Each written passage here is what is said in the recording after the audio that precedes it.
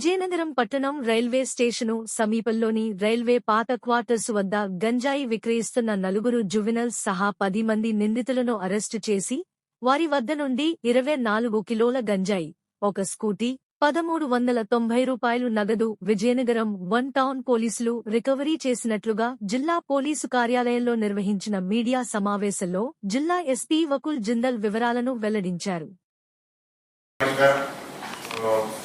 నిన్న మనకి వచ్చిన క్రెడిబుల్ ఇన్ఫర్మేషన్ మీద ఇన్స్పెక్టర్ వాంటన్ ఆధ్వర్యంలో శ్రీనివాస్ ఆధ్వర్యంలో ఒక రేడ్ చేయడం జరిగింది. ఆ రేడ్లో 10 మంది గాంజా పెడ్లర్స్, కన్స్యూమర్స్ దగ్గర ఒక 24 kgs గాంజా, ఒక బైక్ అక్కడ స్పాట్ మీద సీజ్ చేయడం జరిగింది.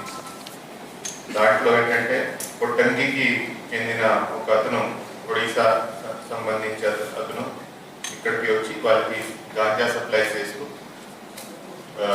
పట్టుబడ్డారు.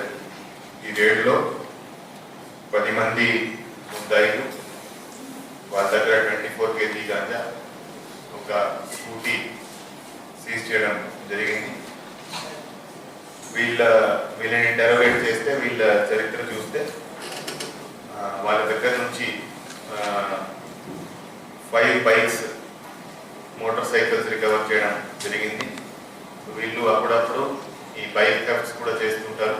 అదేవిధంగా కొన్ని మొబైల్ స్నాచింగ్స్, మొబైల్ థెఫ్ట్స్ కూడా చేస్తుంటారు.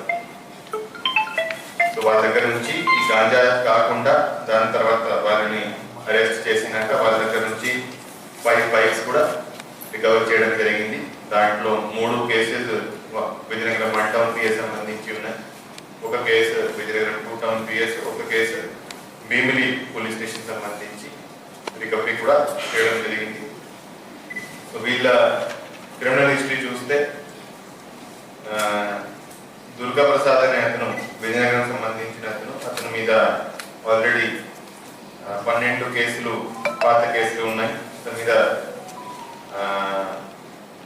షీట్ కూడా ఉంది. సో అతను ఒక బైక్ థెఫ్ట్ లో కూడా అతను కన్ఫెస్ చేయడం జరిగింది. అతని దగ్గర నుంచి ఒక బైక్ రికవర్ చేయడం జరిగింది. అదేవిధంగా పేరుకొండ తేజస్ రూప్, అతను కూడా విజయనగరం సంబంధించిన అతని మీద ఆల్రెడీ 8 కేసెస్, పాత కేసులు ఉన్నాయి. అన్ని దొంగతనాలు ఉన్నాయి. సో అతను కూడా ఈ కేసులో అరెస్ట్ చేయడం జరిగింది. అతని దగ్గర నుంచి కూడా ఒక బైక్ రికవర్ చేయడం జరిగింది.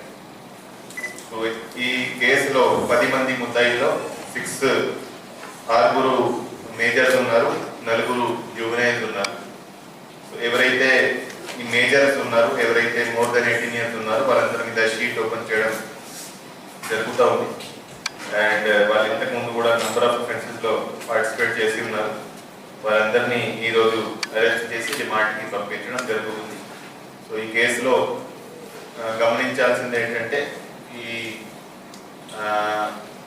దీంట్లో సోర్స్ నుంచి కొట్టంగి, ఒడిశా సోర్స్ ఎవరైతే వాళ్ళకి గాంజా సప్లై చేస్తున్నారో సోర్స్తో సహా ఎవరైతే ఇక్కడ వరకు గాంజా తీసుకువస్తున్నారో, తర్వాత ఇక్కడికి వచ్చినాక ఎవరైతే గాంజా కన్స్యూమ్ చేస్తున్నారో, ఎవరైతే గాంజా అమ్ముతున్నారో వాళ్ళందరినీ ఈ కేసులో అరెస్ట్ చేయడం జరిగింది.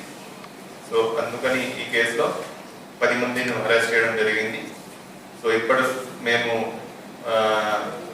లాస్ట్ 1 month నుంచి ఏ కేసు, గాంజా కేసు వచ్చినా ప్రతి కేసులో ఫార్వర్డ్ లింకేజ్, బ్యాక్వర్డ్ లింకేజ్, ఎక్కడి నుంచి వచ్చింది, ఎవరు పండించారు, ఎవరు సప్లై చేశారు, ఎవరు ట్రాన్స్పోర్ట్ చేశారు, ఎవరు అమ్మినాడు, ఎవరు కన్స్యూమ్ చేశాడు, అందరినీ ఈ కేసెస్లో ముద్దాయిలుగా చేర్చడం జరుగుతూ ఉంది. సో రాబోయే రోజుల్లో కూడా ఇదే ప్రొసెస్ కంటిన్యూ అవుతుంది. సో ఎవరైతే ఈరోజు అరెస్ట్ చేస్తున్నామో వాళ్ళు గాంజా కన్స్యూమ్ చేసుకొని వాళ్ళు బైక్ థెఫ్ట్ చేసేవారు, మొబైల్ తీసేవారు, వాళ్ళకి చాలా నేర చరిత్ర కూడా ఉంది. సో ఇట్లాంటి అన్ని అందరి మీద 1 by 1 అందరిను కంట్రోల్లో తీసుకొని అందరిను అరెస్ట్ చేయడం జరుగుతూ ఉంది. So this process will continue. And ganja మీద ఎవరైనా గాంజా సంబంధించి ఎవరైనా గాంజా జోలికి వస్తే వాళ్ళకి చాలా కఠినమైన చర్యలు ఉంటాయని అందరికీ తెలియజేస్తారు.